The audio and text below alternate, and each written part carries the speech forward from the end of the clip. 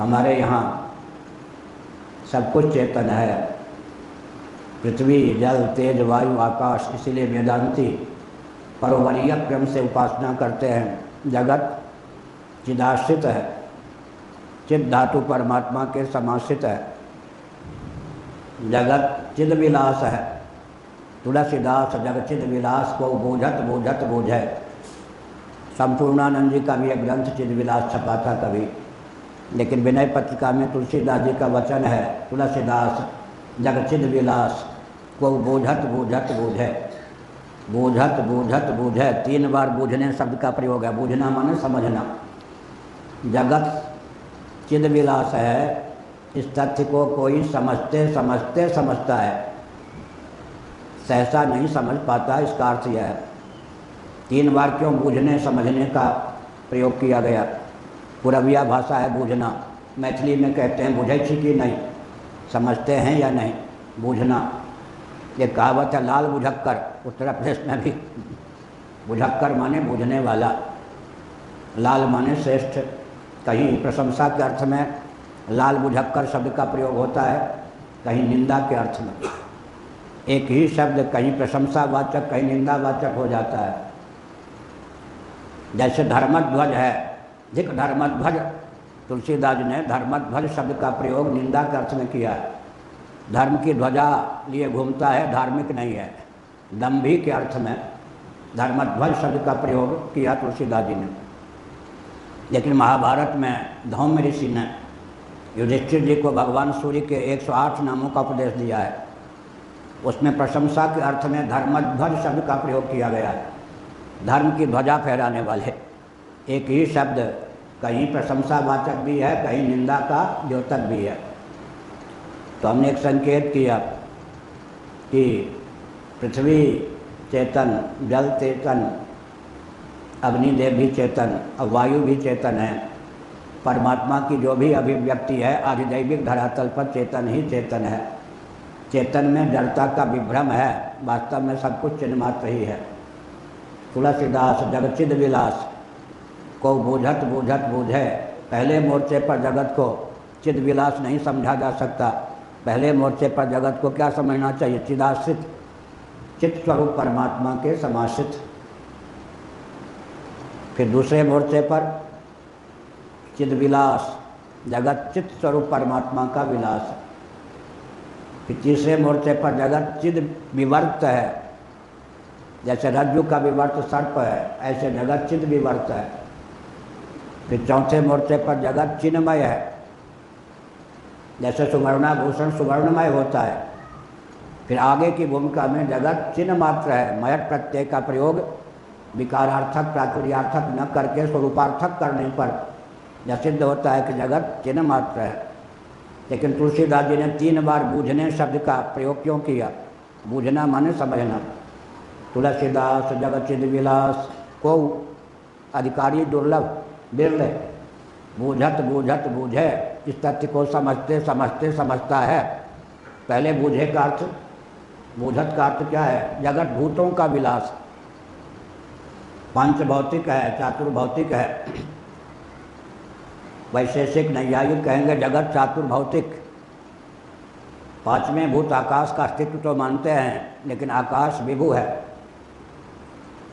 पृथ्वी जल तेज वायु के परमाणु होते हैं, आकाश के परमाणु नहीं होते, क्योंकि आकाश स्वरूप से विभु है।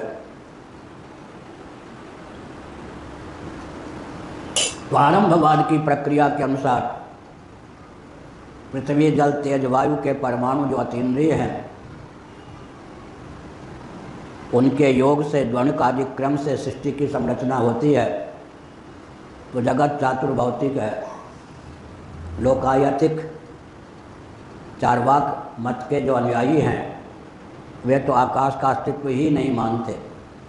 अगर आकाश का अस्तित्व मान लेंगे तो अनिच्छन्नपि, न चाहते हुए भी उन्हें अनुमान प्रमाण मानना पड़ेगा। केवल प्रत्यक्ष प्रमाण से आकाश की सिद्धि नहीं हो सकती। केवल प्रत्यक्ष को प्रमाण मानने पर तो अतीन्द्रिय परमाणु आदि की सिद्धि भी नहीं हो सकती। इंद्रिय गोचर जो पृथ्वी जल तेज वायु का भाग उन्हीं का अधिगम केवल प्रत्यक्ष प्रमाण के द्वारा हो सकता है। तुलसीदास जग चिद विलास को बूझत, पहले बूझत का अर्थ है हम जगत को चातुर्भौतिक या पंच भौतिक समझें या पंच भौतिक समझें। दूसरे बूझत का अर्थ क्या है? जगत को माया का विलास समझें, क्योंकि पंचभूतों का उपादान कारण प्रकृति है। जगत प्राकृत है, पंचभूतों की समुत्पत्ति अंत में वेदांत प्रस्थान के अनुसार भी प्रकृति से मान्य है। और श्वेता स्वत्र उपनिषद के अनुसार सांख्यवादी जिसको प्रकृति कहते हैं, वेदांती उसको माया कहते हैं। मायाध्यक्षेण प्रकृति श्वेते सचराचरम मम माया दुरत्यया मम योनिर्महद् ब्रह्म मायां तो प्रकृति विद्या। गीता और श्वेता स्वत्र उपनिषद के अनुसार हम प्रकृति को माया कहते हैं। प्रकृति जब ब्रह्म शक्ति के रूप में उद्भासित होती है तो उसका नाम माया होता है। तो दूसरे मोर्चे पर बूझत का अर्थ है जगत को प्राकृत या मायिक समझें। फिर तीसरे मोर्चे पर जो बूझे है उसका अर्थ है कोई बूझत बूझे। जगत को मायिक समझेंगे तो चिद विलास समझने का मार्ग प्रशस्त हो जाएगा। माया अनिर्वचनीय ब्रह्म शक्ति है, इस तथ्य को जान लेंगे तो जगत चिद विलास है, इस रहस्य का अधिगम हो जाएगा। तुलसीदास जग चिद विलास को बूझत बूझे। लेकिन आगे क्या मैंने कहा, जगत चिद विवर्त है। वैष्णव लोग विवर्त शब्द से बहुत ही परहेज करते हैं, लेकिन जगत को चिदाश्रित चिद विलास मान लेते हैं। श्री वल्लभाचार्य इत्यादि मान भाव। तीसरा जो शब्द है नीचे से विवर्त, उसको नहीं मानते। विवर्त मानने पर जगत का मिथ्यात्व सिद्ध होता है, जो कि उनको अभीष्ट नहीं है। उससे ऊपर जगत चिन्मय है, ऐसा श्री वल्लभाचार्य इत्यादि वैष्णव शिरोमणि भी मानते हैं। और अंत में विशुद्धाद्वैत आदि के अनुसार भी जगत चिन्ह मात्र ही सिद्ध होता है। तो हमने संकेत किया यहाँ चित्त में ही अचित्त का भी भ्रम हो रहा है, क्योंकि चरम अधिष्ठानात्मक उपादान चित्त धातु ही है। और चार्वाक मत में जड़ में ही चेतन का भी भ्रम हो रहा है। पृथ्वी जल तेज वायु ये चारों अचित पदार्थ जड़ हैं। चेतना विशिष्ट शरीर को आत्मा मानते हैं, तो चेतन या चेतना की निष्पत्ति भी जड़ के द्वारा हो जाती है। चूना सफ़ेद, हल्दी पीली, दोनों के योग से लाल रंग की निष्पत्ति हो जाती है। इसी प्रकार मल मूत्र गोबर आदि से स्वेदज प्राणी की उत्पत्ति होती है। पसीना स्वेद पसीना मल मूत्र गोबर आदि से कृमि आदि की जंतुओं की उत्पत्ति होती है। जड़ से चेतन की उत्पत्ति मानने वाले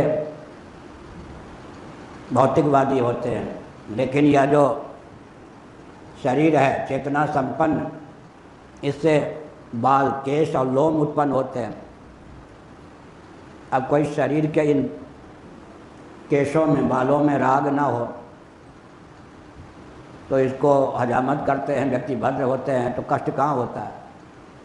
चेतना संपन्न से जड़ की उत्पत्ति का यह दृष्टांत है शंकर भाष्य ब्रह्मसूत्र में। और जड़ से चेतन की उत्पत्ति का दृष्टांत है गोबर आदि से बिच्छू कृमि आदि की उत्पत्ति। जड़ से चेतन की उत्पत्ति के भी दृष्टांत मिल जाते हैं, चेतन से जड़ की उत्पत्ति के भी दृष्टांत मिल जाते हैं। अब युक्ति और शास्त्र जिसके पक्ष में है वो पक्ष विजयी होता है।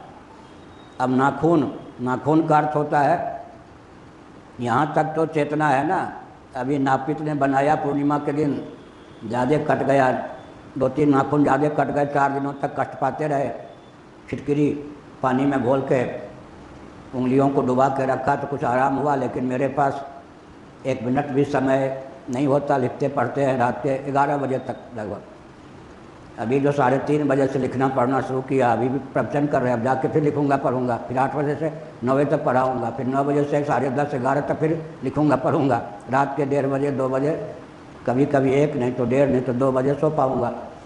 तो हमने कहा कि जितना अंश काटने पर खून की निष्पत्ति ना हो तो वो क्या है, जड़ चेतना संपन्न नाखून से नाखून के अग्रभाग चेतना शून्य नाखून की उत्पत्ति हो जाती है।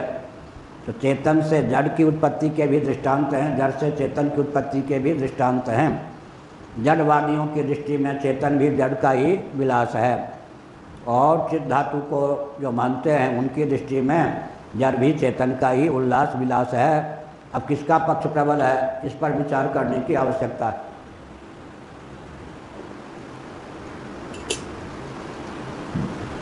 पृथ्वी जल तेज वायु प्रत्यक्ष प्रमाण के विषय जितने अंशों में हैं उतने अंशों को ही प्रामाणिक मानते हैं लोकायतिक चारवाक सिद्धांत को मानने वाले। ये दृश्य हैं और सावयव हैं। बहुत ऊंचा शास्त्रार्थ में बोल रहा हूँ, ध्यान देने की आवश्यकता है। ये चित्त हैं, पृथ्वी जल तेज वायु का जितना अंश दृष्टिगोचर है ये चित्त हैं। यह चित्त ये सावयव हैं, दृश्य हैं। और जो सावयव और दृश्य होता है, जो दृश्य होता है सावयव होता है, सावयव और दृश्य होता है वो कार्य होता है। जो कार्य होता है उसे स्वेतर अपने अलावा अपने अतिरिक्त निमित्त और उपादान कारण की अपेक्षा होती है। तो पृथ्वी जल तेज मूल तत्व नहीं हो सकते, क्योंकि ये सावयव हैं, दृश्य हैं। इनका दृश्य हैं, सावयव हैं, तो ये कार्य सिद्ध होते हैं। जब ये कार्य सिद्ध होते हैं तो इनका कारण स्वेतर निमित्त और उपादान भी चाहिए। अब अगर निमित्त कारण जड़ ही मानेंगे तो इनकी रचना नहीं होगी। अवान्तर निमित्त जड़ हो सकते हैं, मुख्य निमित्त घटादि का जो कारण होता है वो तो चेतन होता है। एतावता निमित्त कारण के रूप में चेतन को तो मानना ही पड़ेगा। और अगर उपादान कारण कोई अनुसंधान करते करते करते जड़ ही मान लेंगे क्या, तो वो जो निमित्त कारण चेतन होगा, एक तो जड़ जगत पर उसका पूर्ण नियंत्रण नहीं होगा, दूसरा वो वस्तुकृत परिच्छेद शून्य नहीं होगा। अतः सर्वथा नाश से बचने के लिए पृथ्वी जल तेज वायु जो कार्यात्मक पदार्थ हैं, परोवरीय क्रम से विचार करने पर उनका निमित्त और उपादान कारण, अभिन्न निमित्तोपादान कारण चित्त धातु को ही मानना पड़ेगा। तो वेदांत प्रस्थान विजयी हो जाता है। इस तथ्य को जो हृदयंगम करते हैं वे अधिदैव में आस्था रखते हैं। बात तो केवल इतनी थी, यस्यासित कामधुक मही, चित्रकेतु के राज्य में, जो कि चित्रकेतु अम्बरीश आदि के समान, जैसे अम्बरीश वे हैं ऐसे चित्रकेतु भी समग्र पृथ्वी के एक छत्र सम्राट सार्वभौम सम्राट थे। उनके राज्य में शासन काल में पृथ्वी कामधुक हो गई, अर्थात स्वेच्छा से आह्लादपूर्वक अन्न रस को देने में समर्थ हो गई। इसका अर्थ क्या है, जब राजा शासक धार्मिक होता है, प्रजा भी धर्म मार्ग पर चलती है, तब जाकर पृथ्वी जल तेज वायु विस्फोटक न सिद्ध होकर वरद सिद्ध हो जाते हैं।